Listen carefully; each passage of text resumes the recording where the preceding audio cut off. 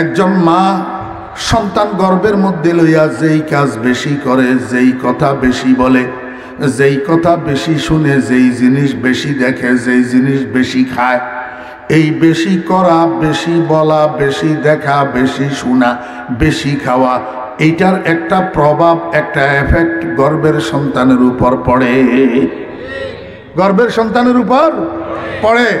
মা সন্তান গর্ভে লইয়া যদি মিষ্টি বেশি খায়, পার্থিব জীবনে এই ছেলেটা মিষ্টি প্রিয় হয়। মা সন্তান গর্ভে লইয়া যদি জাল বেশি খায়, পার্থিব জীবনে এই ছেলেটা জাল প্রিয় হয়। দেখেন না, একটা হোটেলের একটা টেবিলের দুই পাশে দুইটা চেয়ার, এই দুই চেয়ারের মধ্যে দুইজন নাস্তা করার জন্য বসছে। একজনে মেসিয়ারের অর্ডার দে, আমারে দুইটা পরোটা আর এক প্লেট হালুয়া দাও, আমারে দুইটা পরোটা আর একটু শিরা দিয়ে একটা মিষ্টি দাও। আরেকজনে অর্ডার দে, আমারে দুইটা পরোটা আর কাঁচা মরিচ বেশি করে দিয়ে একটা ডিম আমলেট দাও। বুঝছেন না? বুঝেন না? বুঝা গেল একজন মিষ্টি প্রিয় আরেকজন জাল প্রিয়। এটা হয় কোথার থেকে? ওই ফাউন্ডেশনের থেকে। কোথার থেকে? আমার ভাইরা, দোস্ত আবাব, সন্তান গর্ভের মধ্যে লইয়া, সন্তান গর্ভের মধ্যে লইয়া একজন মা যদি পর্দা পুষি যায় চলে, যদি দিনদারির সহিত চলাফেরা করে, নেক আমল বেশি বেশি করে পর্দা পুষি যায় চলে, আল্লাহু আকবার, লজ্জা শরমের সাথে চলাফেরা করে, এই সন্তান মায়ের পেটের থেকে ভূমিষ্ঠ হওয়ার সময় জকি, মেধাবী আর ট্যালেন্ট হইয়া ভূমিষ্ঠ হয়। আর যেই মা সন্তান গর্ভের মধ্যে লইয়া বেপরদায় চলে, বেগানা পুরুষের গালে গালে ঘুরে, বেনিটি ব্যাগ কাঁধে ঝুলাইয়া মার্কেটে মার্কেটে ড্যাং ড্যাং ড্যাং ড্যাং করে, লজ্জা শরমের বালাই নাই, পেটের মধ্যে সন্তান নিলজ্জের মতো চলাফেরা করে, এই সন্তান ভূমিষ্ঠ হওয়ার সময় মেধা খর্ব বোকা আর ডামি সইয়া বাইর হয়। আল্লাহু আকবার। আমার ভাইরা, দোস্ত আবাব, আব্দুল কাদের জিলানী রহমতুল্লাহ আলাইহির নাম শুনছেন নি আপনারা? জি, কে তিনি? হযরত বড় পীর সাহেব রহমতুল্লাহ আলাইহি কত বড় ব্যক্তিত্বের অধিকারী ছিলেন, কত বড় আল্লাহর ওলি ছিলেন, এটা আমি আপনাদেরকে বুঝাইয়া শেষ করতে পারবো না। অনেক তালেবে ইলম ভাইরা আছে, উলামায়ে কেরাম আছে, শুধু উনাদের জন্য একটু সামান্য বলি।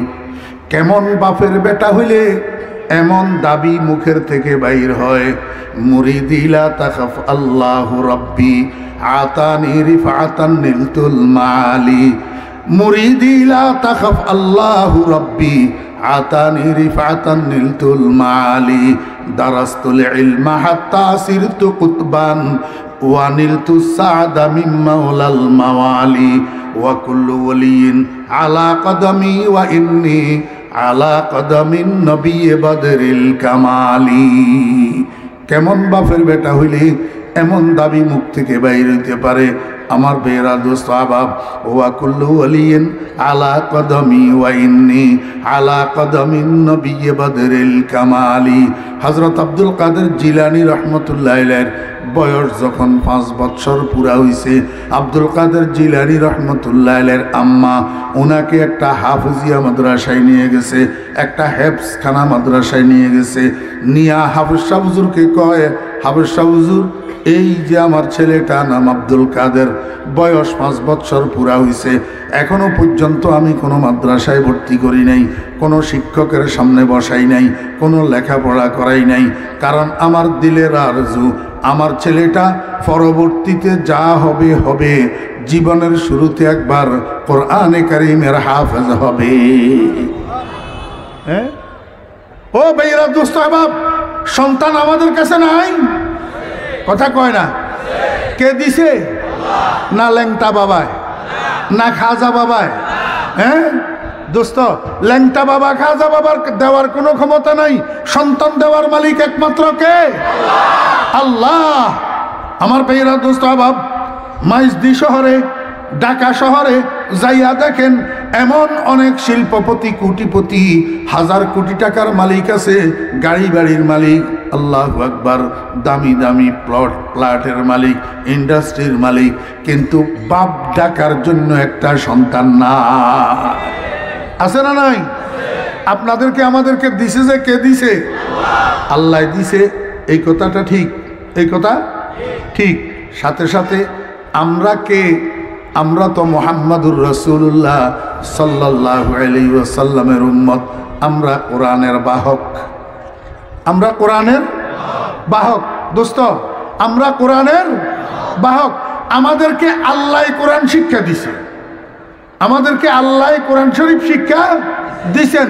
আর রহমান আল্লামাল কোরআন, আল্লাহ আমাদেরকে কোরআন শিক্ষা দিছেন মুহাম্মদুর রাসূলুল্লাহ সাল্লাল্লাহু আলাইহি ওয়াসাল্লামের মাধ্যমে। এই লটারি চিনেননি? লটারি দোস্ত, এই বাজারের ভিতরে সদাগরের সমিতি করে 1000 টাকা 20 জনে 30 জনে দেয়। এখন প্রতি মাসে একবার ড্র হয়, লটারির ড্র। যার নাম উঠে সেই মাসে 20,000 30,000 এগুলা নিয়ে যায়, একসাথে কাজে লাগায়। আবার 1000 টাকা সবাই জমা করে, আরেক মাসে আবার ড্র হয়। আমি আপনাদেরকে লটারির হিসাবটা বুঝাইতেছি। ও বেয়েরা দোস্ত আবাব, লটারি দিলে যার নামে লটারিতে নাম উঠে সে টাকাগুলা পায়। ওরে আসমানে লটারি হইছে, কোরআন শরীফ কার বাগে যাবে? आसमा बार अमानत न तवा नस्तो कशीद, आसमा बार अमानत न तवा नस्तो कशीद, कुराए पाल बना में मन दीवाना जदन, कुराए पाल बना में मन दीवाना जदन। আমি একটা কথা আপনাদেরকে জিজ্ঞেস করি, ও দোস্ত, আপনারা তো মাদ্রাসায় সবাই পড়েন নাই, আলেম সবাই হন নাই, কিন্তু আলহামদুলিল্লাহি রব্বিল আলামিন আর রহমানির রহিম মালিক ইয়াউমিদ্দিন আলহামদু শরীফ, যেটাকে সূরা ফাতিহা বলে, এই সূরাটা সবাই মুখস্থ পারেন কিনা? হ্যাঁ, মাদ্রাসায় না পড়িয়াও আলহামদুর হাফেজ না সবাই? জি, হাফেজ সাহেবেরা 30 পারার হাফেজ, আমি আলহামদু শরীফের হাফেজ। হাফেজ সাহেবেরা 30 পারার হাফেজ, আমি কুল হুয়াল্লাহু আহাদ আল্লাহুস সামাদ লাম ইয়ালিদ ওয়া লাম ইউলাদ ওয়া লাম ইয়াকুল লাহু কুফুয়ান আহাদ। আমার তো মনে হয় আজকের মাহফিলে যারা উপস্থিত আছেন সবাই কুল হুয়াল্লাহর হাফেজ। একজন মানুষও, একজন মুসলমানও এমন নাই যিনি কুল হুয়াল্লাহ জানে না। ঠিক না বেঠিক? তাহলে আপনি কোরআন শরীফের বাহক হইলেন কিনা? কোরআন শরীফ বহন করতেছেন কিনা? আলহামদুলিল্লাহি রাব্বিল আলামিন সূরা ফাতিহা কোরআন কি কোরআন না? কুল হুয়াল্লাহু আহাদ কোরআন কি কোরআন না? আলাম তারা কোরআন কি কোরআন না? লিলাফে কোরআন কি কোরআন না? ইন্না আতাইনা কোরআন কি কোরআন না? যদি আপনি এই সূরাগুলা পারেন তাহলে আপনি কোরআনের বাহক হইলেন কি হইলেন না? অদুস্ত, পক্ষান্তরে হরেশচন্দ্রের ছেলে রমেশ বাবু, এরে যাইয়া একটু জিজ্ঞেস করেন তো, বলে এরে রমেশ রে ভাই, তুই একটু কুল হুয়াল্লাহর সূরাটা মুখস্থ শোনা তো। হ্যাঁ, মুসলমান আর অমুসলিমের পার্থক্য দেখছেন নি? কোরআনওয়ালা আর কোরআন নাইওয়ালার পার্থক্য দেখছেন নি? আমার ভাইরা দোস্ত আবাব, একজন মুসলমান যত গুনাহগার হোক না কেন, যত বেনামাজি হোক না কেন, কিন্তু সে আলহামদুলিল্লাহর বাহক, কুল হুয়াল্লাহর বাহক, আলাম তারার বাহক। লটারিতে বাগে নাম উঠছে কোরআনের বাগে, কিন্তু হরেশচন্দ্র তো লটারিতে বাগে নাম উঠে নাই, বিদায় আলহামদুলিল্লাহও ভরে না, কুল হুয়াল্লাহও ভরে না। अगर उम्रे कुनम नेमत शुमारी नयारम कर दनुरा हक गुजारी। अमर बेरा दुस्ताबाब 100,000 शुक्र तेरा ऐ मेरे परवरदिगार, लुत्फ तेरा बेकरानो फजल तेरा बेशुमार। और बागे से कुरान पढ़ছে তুই মুসলমানের বাচ্চা, আলহামদু সূরা যে মুখস্থ জানোস, কুল হুয়াল্লাহ যে মুখস্থ জানোস, আলাম তারা যে কুল মুখস্থ জানোস, তাব্বাত ইয়াদা যে মুখস্থ জানোস, এইটার জন্য যদি কিয়ামত পর্যন্ত হায়াত পাইয়া সেজদায় পড়ি থাকি আর শুকর আদায় করো, শুকর আদায় করি শেষ করতে পারিবা না। কুল হুয়াল্লাহ যে বাগে পাইলা। আল্লাহু আকবার।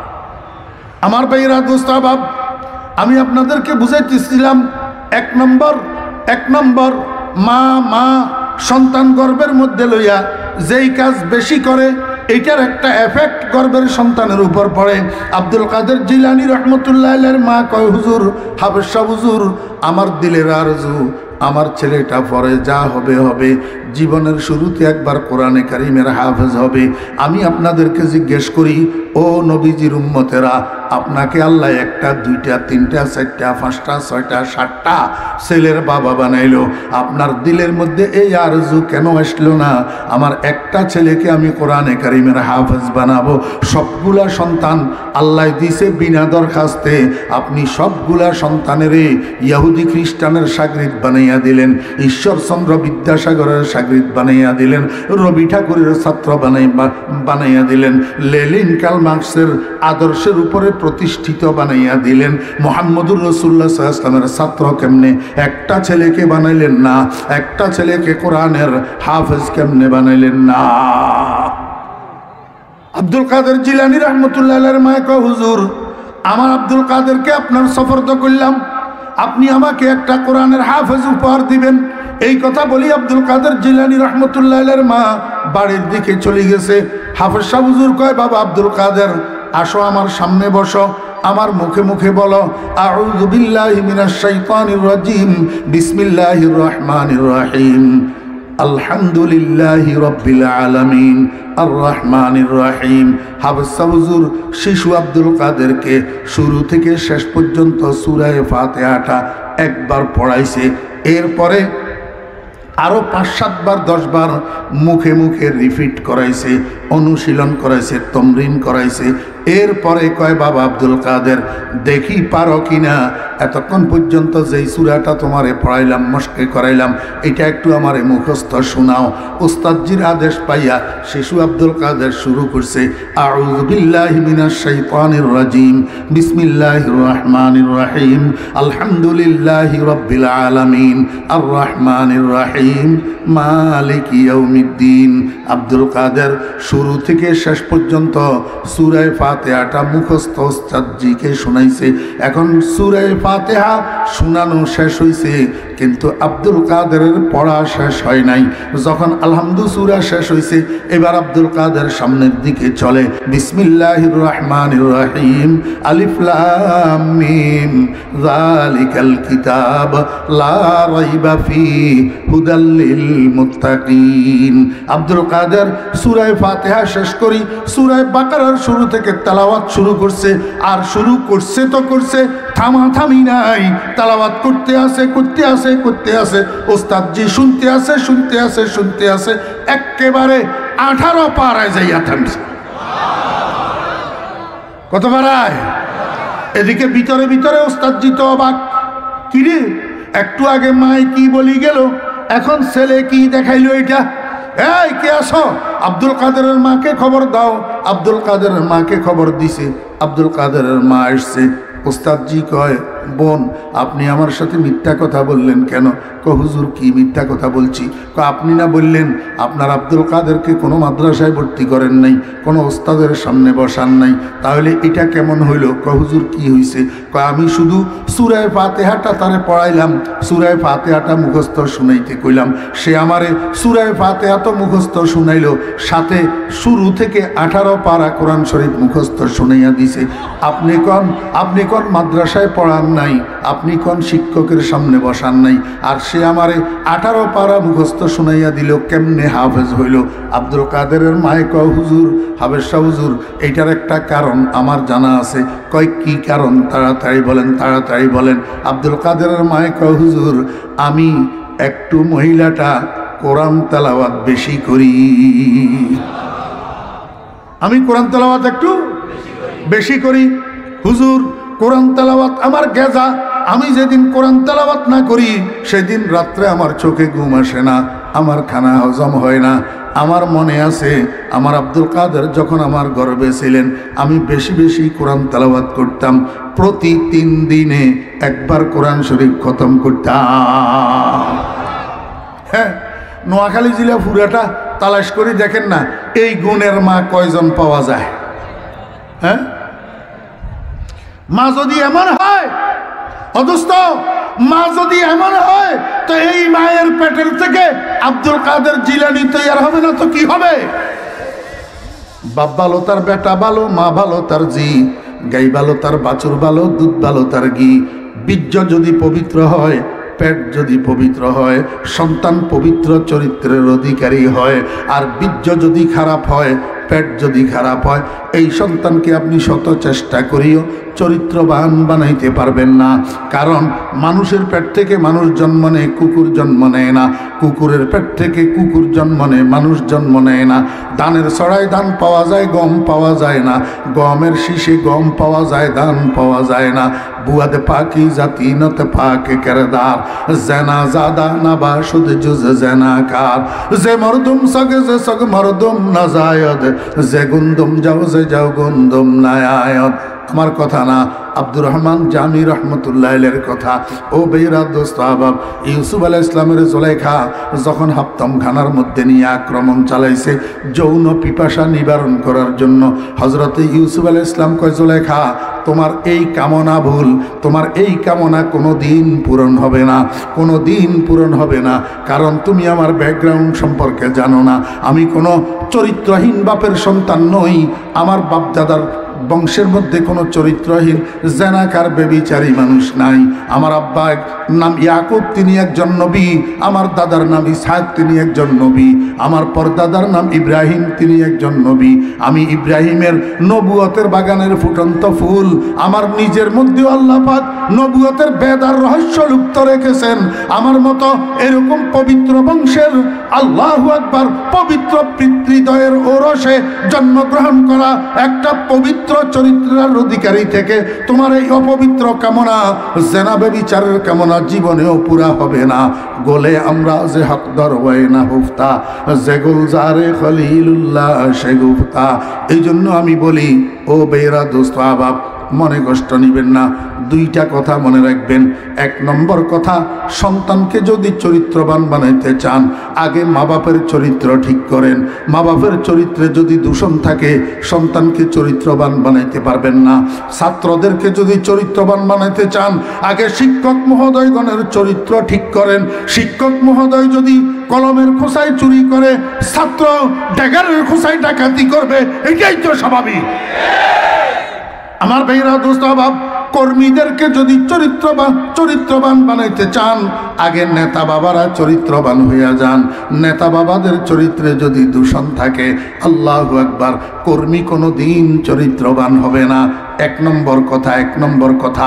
দুই নম্বর কথা, ও যুবক ভাইরা, তরুণ ভাইরা, যারা বিয়ে করছেন বা সামনে করবেন, আপনার স্ত্রীর গর্ভের মধ্যে আল্লাহু আকবার যদি সন্তান আসে, এই সময়ের মধ্যে মা বাপ দুজন সাবধান, স্বামী স্ত্রী দুজন সাবধান। গর্ভে সন্তান থাকা অবস্থায় মা বাপ স্বামী স্ত্রী ঘরের মধ্যে ঝগড়াঝাটি করবেন না, একজন আর একজনকে গালাগালি করবেন না, অশ্লীল ভাষায় কথাবার্তা বলবেন না। এমনকি ঘরের মধ্যে স্বামী স্ত্রী কিলাকিলি আর মারামারি করবেন না। এইগুলা যদি করেন, গর্ভের সন্তান বেয়াদবির প্রশিক্ষণ পাবে, চুরির প্রশিক্ষণ পাবে, ডাকাতির প্রশিক্ষণ পাবে, খুন খারাপির প্রশিক্ষণ পাবে।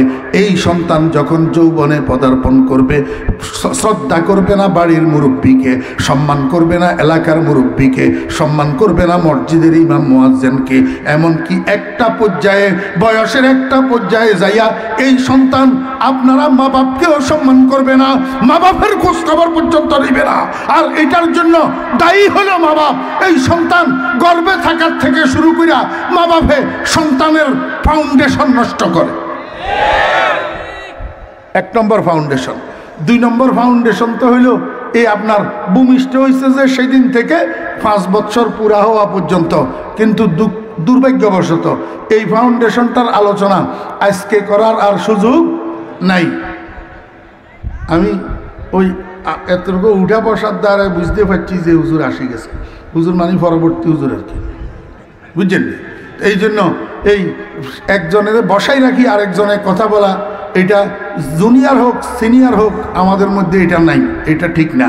এই জন্য যতটুক হয়েছে এতটুকুর উপরে আল্লাহ পাক আমাদেরকে আমল করার তৌফিক দান করেন। ও আখিরু দাওয়ানা আনিল হামদুলিল্লাহি রাব্বিল আলামিন। আসসালামু আলাইকুম ওয়া রাহমাতুল্লাহি ওয়া বারাকাতুহু।